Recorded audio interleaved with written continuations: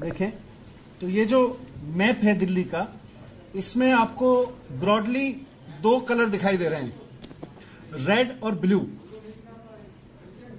तो ये जो रेड है, डार्क रेड या लाइट रेड, बेसिकली ये दिल्ली में ऐसा एरिया है जहां शराब की दुकान बिल्कुल नहीं है या एक दुकान है, अनसर्व्ड है।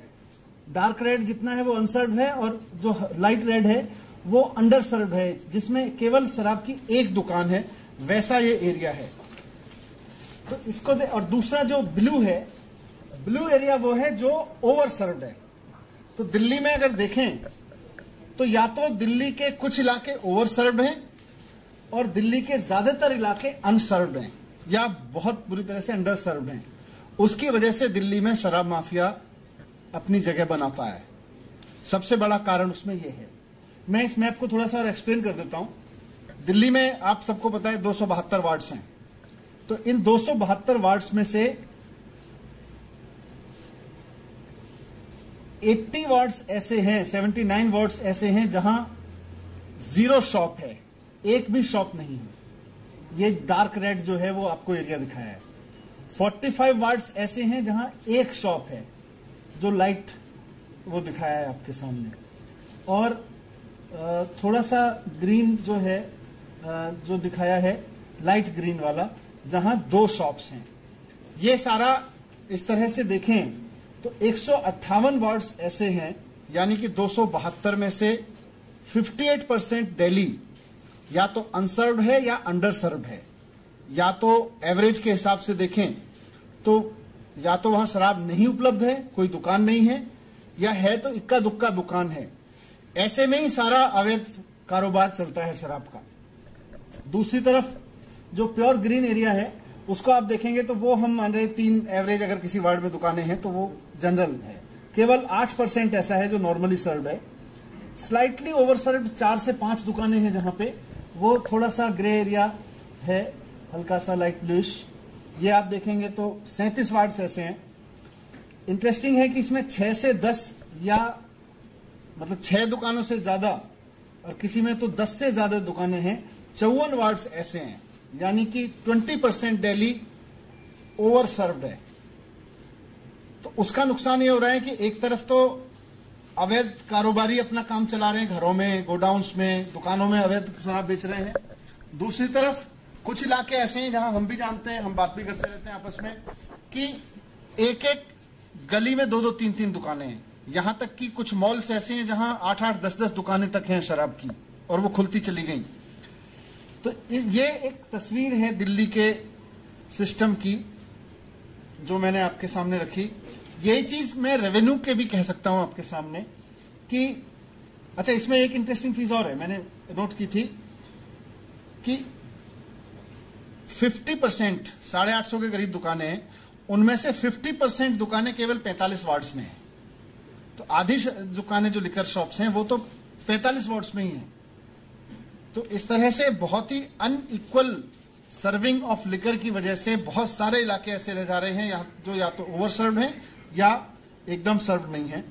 रेवेन्यू का देखें तो 50% रेवेन्यू जो है वो 189 शॉप से आ रहा है और 46 वार्ड से आ रहा है। तो ये भी एक बताता है कि बाकी सब जगह से चोरी हो रही है।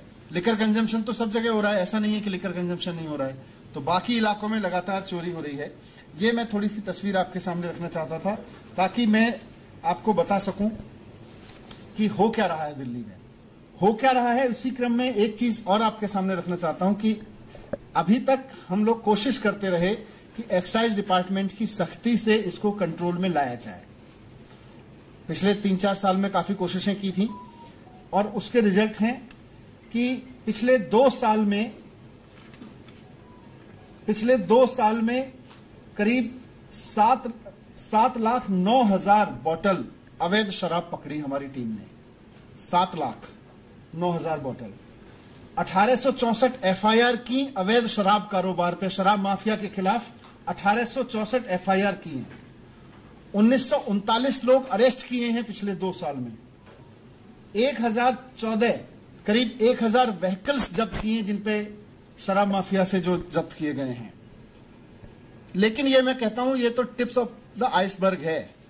ये शराब जो शराब माफिया का धंधा है दिल्ली में, वो काफी हद तक बढ़ा हुआ है। हमारी तमाम कोशिशों के बावजूद यही पकड़ में आ पाए। जो मोटे तौर पे दुकानें बताते हैं कि दिल्ली में 850 तो शराब की दुकानें हैं, लेकिन जो ऑथराइज्ड हैं, करीब 2000 इलीगल शराब माफिया दुकानें चलाता है। 2000 दुकानें जो घरों में चलती हैं, जो दुकानों से सप्लाई होती है, जो कुछ पर्टिकुलर गोडाउन्स हैं। तो इन सब को रोकने के लिए अब एक पॉलिसी बनाई जा रही है। ग्रुप ऑफ मिनिस्टर्स ने इस सब को, पूरे शराब माफिया को शिकंजा कसने के लिए जो सुझाव दिए हैं वो इस तरह से हैं। अभी उसको मैं जिक्र करूंगा कि पहले तो ये तय किया है ग्रुप ऑफ मिनिस्टर्स ने, और जो मुख्यमंत्री जी ने, आज सरकार ने स्वीकार किया मुख्यमंत्री जी के नेतृत्व में, कि दिल्ली में शराब की नई दुकान नहीं खोली जाएगी। इक्विटेबल डिस्ट्रीब्यूशन करेंगे, लेकिन शराब की नई दुकान खोल के नहीं करेंगे। तो जितनी दुकानें हैं उतनी ही दुकानें रहेंगी। दिल्ली में कोई नई शराब की दुकान नहीं खुलेगी। और ये बताते हुए मैं ये भी बता दूं कि आज जितनी दुकानें हैं, 2016 में जितनी दुकानें थीं, उसके बाद से दिल्ली में नई शराब की दुकान नहीं खोली गई है। 2016 से कोई नई दुकान नहीं खुली है, आगे भी नहीं खोली जाएगी नई दुकान। ये हमारा कमिटमेंट है यहां पे। दूसरा रिफॉर्म ये है कि अभी आधी से ज्यादा दुकानें, करीब 60% दुकानें सरकारी हैं। यहां बहुत चोरी है, यहां ब्रांड पुशिंग होती है, यहां टैक्स की भी चोरी देखी गई, हमने स्टडी किया। यहां पे उनका उस सब के बावजूद 40% दुकानें जो प्राइवेट हैं उनसे ज्यादा रेवेन्यू आ रहा है बनिस्बत 60% सरकारी दुकानों के मुकाबले। तो ये सारा डेटा स्टडी किया और ये तय किया कि अब दिल्ली में सरकार की शराब की दुकान नहीं होगी। दिल्ली में सरकार की शराब की दुकानें विड्रॉ कर ली जाएंगी, क्योंकि गवर्नमेंट की जो दुकानें हैं वो 150 गज में हैं, 150 स्क्वायर फीट की दुकानें, छोटी छोटी दुकानें, और उनके बाहर आप देखेंगे तो जेल जैसा दृश्य रहता है आमतौर पे। वो खिड़की का दरवाजे जो है उसके सेलिंग काउंटर होता है, वो सड़क पे होता है आमतौर पे, और वहां एकदम जेल की तरह से लाइन लगी रहती है। तो वो हमने बंद करने का निर्णय लिया है। अब दुकान, एक तो गवर्नमेंट की दुकान नहीं होगी, और किसी भी लिकर शॉप के लिए कम से कम 500 स्क्वायर फीट की दुकान होना जरूरी होगा। उसके लिए यह भी जरूरी होगा कि उसका कोई भी काउंटर सड़क की तरफ नहीं खुलेगा, क्योंकि अभी सरकारी दुकान, शराब की दुकान की बात करो तो बाहर एक खिड़की जिसमें से कुछ लोग हाथ डाल डाल के शराब ले रहे हैं, वो नजारा नजर आता है। ये बंद हो जाएगा दिल्ली में नजारा। 500 स्क्वायर फुट से नीचे कोई शराब की दुकान नहीं होगी। बाहर खड़े होकर कोई शराब नहीं बिकेगी। जो काउंटर होगा वो अंदर होगा, सेल काउंटर से लेके पिकअप सब कुछ अंदर होगा, बाहर से वो शराब नहीं बेच सकेगा। ये दुकान की जिम्मेदारी होगी, ये दुकान वालों की जिम्मेदारी होगी कि वो दुकान के बाहर लॉ एंड ऑर्डर को बना के रखें, वो साफ सफाई रखवाएं, वहां वातावरण ठीक रखें, किसी तरह का इलिसिट कंज्यूमर या open consumption, open liquor consumption के माहौल वहां पे ना बने, जो ठेले वाले खड़े हो जाते हैं या कोई इस तरह के लोग खड़े हो जाते हैं जिनके पास खड़े होकर लोग वहां पे कंजम्पशन करने लगते हैं। ये दुकानदार की जिम्मेदारी होगी कि वहां पर इस तरह की कोई एक्टिविटी ना हो। उसके लिए उसको सीसीटीवी, सुरक्षा गार्ड सब कुछ करना पड़ेगा, जरूरत पड़े तो पुलिस में कहना पड़ेगा, लेकिन वहां नहीं होने देना ये उसके ऊपर डाला जा रहा है, जिम्मेदारी दुकान के ऊपर। अगर ऐसा नहीं कर पाया तो फिर उसके लिए उसका रिकॉर्ड खराब होगा और उसको आगे से दुकान चलाने में दिक्कत आ सकती है। दूसरा इसका प्रिंसिपल है इक्विटेबल डिस्ट्रीब्यूशन। अभी जैसा मैंने कहा, कुछ हिस्सों में ही दुकानें हैं, उनको इक्विटेबल डिस्ट्रीब्यूशन किया जाएगा ताकि पूरी दिल्ली में जहां जहां भी शराब माफिया काम कर रहा है दुकान नहीं होने की वजह से, उसके एवेन्यूज बंद हो जाए। आज हम सब जानते हैं कि हर एक विधानसभा में, हर एक वार्ड में दुकानें खुली हुई हैं, कई गलियों में। आमतौर पर ये अपराधी जो हैं, ये जो शराब का काम करते हैं अवैध, ये लोग अपराधी भी हैं, तो वहां अपराध को भी बढ़ावा देते हैं। तो इनका पूरा धंधा बंद हो जाएगा। इन पे इस तरह से शिकंजा कसने की तैयारी की गई है। दूसरा, क्वालिटी लिकर, दिल्ली में जो भी लिकर सेल होगी उसकी क्वालिटी इंटरनेशनल स्टैंडर्ड्स की होनी चाहिए। वो लो क्वालिटी स्पूरियस लिकर ना हो, इसके लिए सरकार अपना एक इंटरनेशनल सिस्टम बनाएगी चेकअप का, उसके क्वालिटी चेक का। ये इसमें तय हुआ है। एक और पहलू है कि देश में अलग अलग राज्यों में लिकर कंजम्पशन की परमिसिबल एज अलग अलग है। ये बहुत बार बात उठती रही है कि दिल्ली में ज्यादा है जबकि गुड़गांव, ये नोएडा उत्तर प्रदेश में कम है। तो ग्रुप ऑफ मिनिस्टर्स ने रिकमेंड किया है कि दिल्ली में लिकर कंजम्पशन की एज नोएडा उत्तर प्रदेश के बराबर कर दी जाए। दूसरा एक फैसला लिया है कि एज गेटिंग होगी। एज गेटिंग का मतलब है कि जिस एज तक की परमिशन है उससे नीचे के बच्चों को, उससे नीचे के व्यक्ति को ऐसे परमाइश में प्रवेश करने की अनुमति नहीं होती है जहां लिकर सर्व होती है। यानी कि रेस्टोरेंट्स खासतौर से जहां बार्स हैं या लिकर कंजम्पशन अलाउड है, जहां पे जिनके पास परमिशन है लिकर कंजम्पशन का, उन रेस्टोरेंट्स में केवल अगर अकेले बच्चे आते हैं तो 21 साल से कम के बच्चे को, जो भी एज लिमिट है उससे कम के बच्चे को प्रवेश करने की अनुमति नहीं होगी। तो ये एक एज गेटिंग एक इंटरनेशनल एक्सपीरियंस है, दुनिया भर में इसको लागू किया जाता है।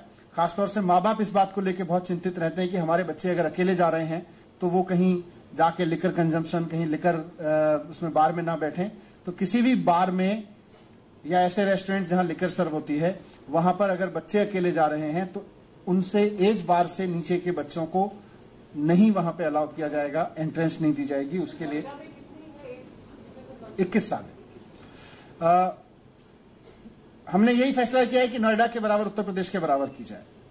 दूसरा, रेस्टोरेंट सेक्टर की, हॉस्पिटैलिटी सेक्टर की बहुत दिन से डिमांड्स थी कि बहुत सारे लाइसेंसेस, बहुत सारे उनके परमिशंस बहुत ऑब्सलीट हो चुके हैं। वो बहुत टफ कंडीशंस क्रिएट कर रहे हैं जबकि उनकी जरूरत ही नहीं है। ऐसे ऐसे बहुत सारे लाइसेंसेस हैं। तो ईज ऑफ डूइंग बिजनेस के तहत हॉस्पिटैलिटी सेक्टर को, रेस्टोरेंट सेक्टर को फायदा पहुंचाते हुए बहुत सारे ऐसे परमिशंस, लाइसेंसेस, उनको या तो मर्ज कर दिया गया है या खत्म कर दिया जा रहा है। खत्म करने की हमने सिफारिश की है, जो इंडस्ट्री को परेशान करते हैं। इंडस्ट्री की फीडबैक लेके उस पर किया था, क्योंकि जो हॉस्पिटैलिटी और रेस्टोरेंट सेक्टर में बिजनेस काम कर रहा है वो कहता है साहब मैं ईमानदार आदमी हूं, मैं ईमानदारी से टैक्स देना चाहता हूं, मैं ईमानदारी से सरकार के रूल फॉलो करना चाहता हूं, लेकिन आपके रूल इतने कॉम्प्लेक्स होते चले जाते हैं कि आदमी को परेशान करते हैं। हमें ईमानदारी से काम करने दिए जाए, हम ईमानदारी से टैक्स देने को तैयार हैं। तो उस पर भरोसा करते हुए, उसकी डिग्निटी का सम्मान करते हुए और उसकी ऑनेस्टी का सम्मान करते हुए बहुत सारे ओल्ड प्रैक्टिसेस ऑफ रेगुलेशन उनको खत्म किया जा रहा है। ये एक बड़ा डेवलपमेंट होगा। तो कुल मिला के मैं अगर कहूं कि इस पूरे अब जो रिफॉर्म होंगे उसमें इस बात का ध्यान रखा जा रहा है कि टैक्स की, कर की चोरी ना हो। दिल्ली में किसी भी हालत में नॉन ड्यूटी पेड लिकर ना बिक सके, इसकी पूरी उसमें सिफारिशें हैं। और हम उम्मीद करते हैं कि इसका रेस्टोरेंट इंडस्ट्री और इन सबको फायदा तो पहुंचेगा ही पहुंचेगा। जो रेगुलेशन होगा उसमें अपराध पे भी फर्क पड़ेगा शहर में, क्योंकि लिकर माफिया जो गलत तरीके से काम चलाता है वो अपराध भी बढ़ाता है। और इससे सरकार को भी ये फायदा होगा कि लगभग 20% रेवेन्यू एक साथ बढ़ेगा, क्योंकि अभी तक जो पिछले कुछ वर्षों का ट्रेंड रहा है लगभग 5% रेवेन्यू ग्रोथ होती है। तो ये हमारा एक मोटा मोटा आकलन है कि 1500 से 2000 करोड़ तक का रेवेन्यू इसमें बढ़ सकता है एक ही साल में। ये अपने आप में एक अलग तरीके का डेवलपमेंट होगा। तो इस तरह से पूरी तरह से एक ट्रांसपेरेंट, फेयर प्रैक्टिसेस वाली पॉलिसी जो शराब माफिया को नीचे लेके आएगी, शराब माफिया के खिलाफ शिकंजा कसेगी और अपराधियों के और शराब के बेचने वालों के बीच जो गठजोड़ बन जाता है उसको तोड़ेगी। उस तरह की एक पॉलिसी ग्रुप ऑफ मिनिस्टर्स ने रिकमेंड की, जिसको आज सरकार ने मंजूर किया है।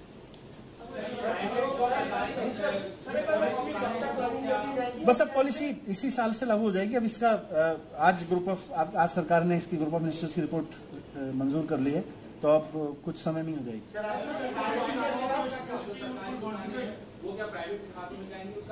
वो सरकारी दुकानें सब अब सरकार लिकर शॉप्स नहीं चलाएगी, इन सबको प्राइवेट सेक्टर को दिया जाएगा, उसको बिडिंग के लिए दिया जाएगा। बॉर्डर भी है, मिड भी है। आप देखो बड़ा सरप्राइजिंग है, हम भी सोचते थे केवल बॉर्डर है, अंदर भी है। कौन सा chart they?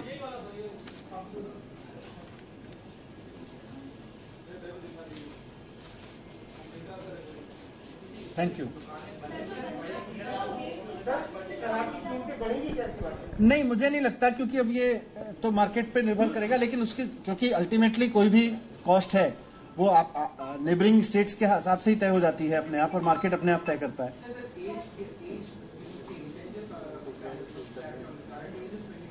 It's 25। Noida Uttar Pradesh में अभी ये 21 साल है।